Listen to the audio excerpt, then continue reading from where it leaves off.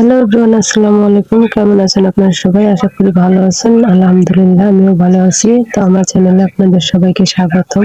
তো আজকে রান্না করব কই মাছ ভুনা। তো এর জন্য এখানে কই মাছ নিয়ে নিচ্ছি, লবণ হলুদ দিয়ে মাখিয়ে নিছি।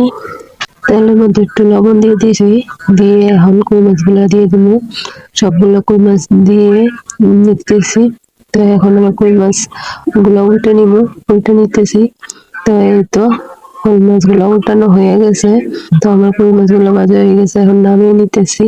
নামিয়ে নিয়ে কড়াইয়ে যে তেল ছিল ওই তেলের মধ্যে পেঁয়াজ দিয়ে এখন একটু লাড়াচাড়া করে দিয়ে দেবো লবণ দিয়ে একটু লাড়াচাড়া করে নেব। নিয়ে দিয়ে দেবো আদা রসুন বাটা, জিরা বাটা দিয়ে আবারও একটু লাড়াচাড়া করে নিব। নিয়ে এখন দিয়ে দেবো হলুদ গুঁড়া, দিয়ে মরিচ গুঁড়া দিয়ে এখন একটু লাড়াচাড়া করে দিয়ে দেবো পরিমাণ মতো পানি কষানোর জন্য।